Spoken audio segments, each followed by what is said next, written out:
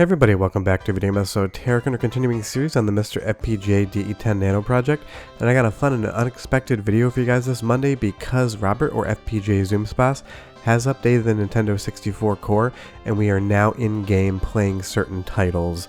Before I get too far involved though, do me a huge favor, go down below, hit like and subscribe, and ring that notification bell, definitely helps us out. If you feel so inclined to want to support the channel, we got a Patreon link down below as well. And if I sound slightly off, that is because I am still incredibly sick, but things keep happening and I want to talk about them. But you've seen Super Mario 64 before, I'm sure you've all played it, and you definitely don't remember it looking like this. But this is running real-time via capture on the current Nintendo 64 core, and the RDP, or Reality Display Processor, is coded together enough to get in-game and make Super Mario 64 playable with a ROM hack patch, which I'll explain in just a little bit. And I'm also going to show you how to set the core up so you can start testing it yourself today, because testing is going to be a huge component of finding bugs. But the fact that we can see Mario without a face pop out of this pipe in real time on MiSTer is incredible. Robert didn't expect progress like this for 6 months. He said that like 48 hours ago, and here we are. But if you do want to start playing this core today, you have to do a few things.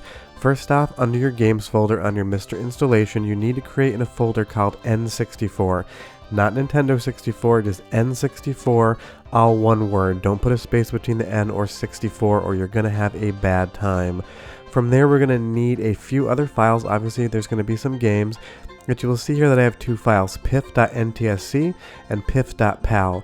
You just need to rename one of those to boot.rom. Obviously, I want an NTSC system, so I'm going to make that boot.rom. This needs to go in the Nintendo 64 folder along with your ROMs. Don't worry about the 0 kilobyte file sizes. There was a problem with archive when I was downloading these.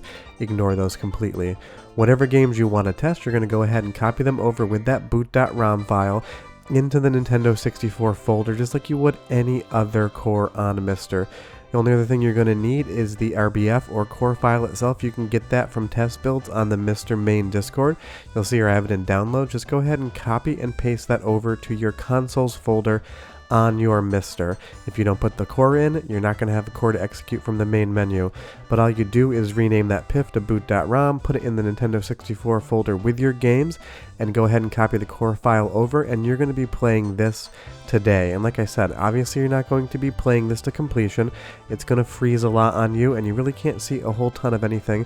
But Mario is controlling exactly what I was expecting him to. The analog controls are solid.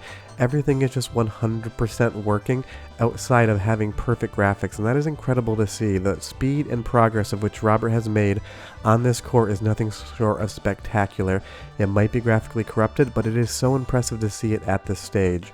Just don't forget, you do need to set your controls up like any new core, so go ahead and make sure you define those buttons, and make sure your analog controls are defined in the main MiSTer binding menu on the operating system, because it is analog only. You're not going to have any D-pad support for moving Mario or any other character. That's because it was just like that on an original Nintendo 64. It adheres to everything as you would expect. But once you've done that, you can go ahead and load up whatever game you want to try. Trust me, a lot of them are not going to work, but in Mario Kart 64 here, you're going to see that spinning Nintendo logo. No, it doesn't look like you remember it, but it is rendering, and some of the 2D assets are going to look pretty close to perfect here. The game select up top there looks exactly like you would expect it to, but you'll see all the characters are here, and we can get in game, and most importantly, we can play some Mario Kart 64. Now, obviously, if you remember the game whatsoever, you were not driving around as a big black block. That is because not all of the code for the RDP is put together yet. This is just a test, and this is how these cores get made, but I know you guys love seeing the process and seeing how things are improving. And I will say, the last time we talked about Nintendo 64, basically nothing worked whatsoever outside of a couple demo ROMs. Now you have games actually getting in, and I'm controlling this with a controller like you would on a piece of hardware, except the graphics are obviously corrupted. But I can't wait to see the progress on this core. This is the most fun that I have with MiSTer, seeing things start to work. Obviously, a lot of you guys don't enjoy testing, you just like watching it, but let me know what games you want me to test next time I talk about the Nintendo 64. Leave me a comment down below, and I will definitely make sure I try to include those. Even if they do freeze, I will tell you about them. But the controls are here, and the game is playing as I would expect it to. Everything controls correctly, and that is super impressive, but the audio quality is great as well. Go ahead and listen to this introductory scene from Star Fox, and I'll come back and show you more games that I got booting on the current Nintendo 64 core.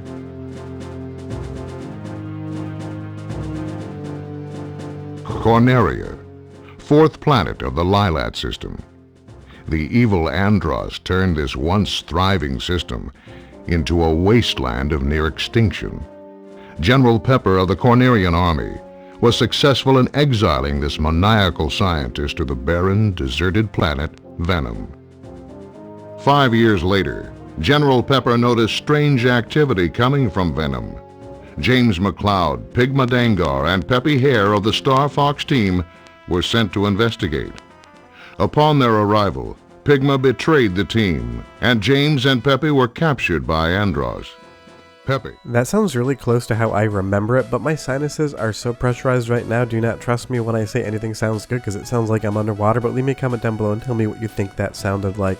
But as we get into the castle here, it is recognizable as Super Mario 64, and it is creepy watching Mario run around without a face on, but that's just how it is. Feels more like one of those creepypasta ROMs than it does an actual Nintendo 64 game, and I kind of actually love that. But of course the hardware has different rendering modes and different bits in the silicon that each level is going to utilize. Once we get into the first level here, you're going to see a lot less actually showing up on screen. We have no ground, we have no background whatsoever, we just have some objects here. But it does in fact work. But I know I mentioned earlier that you need to patch this ROM if you want to test it right now. You need the Super Mario 64 noface.ips file, and I will leave a link to the ROM patcher below in case you want to play around with that. I'm assuming 99 out of 100 of you just want to watch the video, but tell me down below if you plan on testing the core. What you will see, some things are recognizable. I know that's a Bomb-Omb in the background, but when I get really close to him, not exactly how I remember it looking. But I still love seeing these results on the screen. It's so much fun just to take a look at the back of Mario's head here and see the results. This was considered the impossible core for the MiSTer, and we are now playing games on it.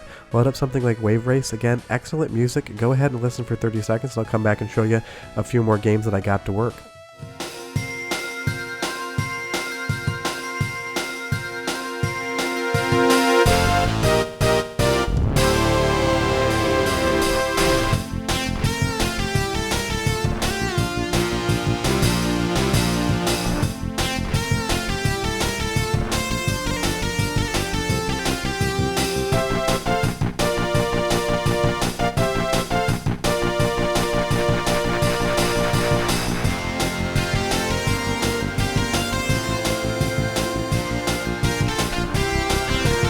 Again, maybe it's a little bit tinny or a little bit overdriven, but I really can't tell, so leave me a comment down below and tell me what you think.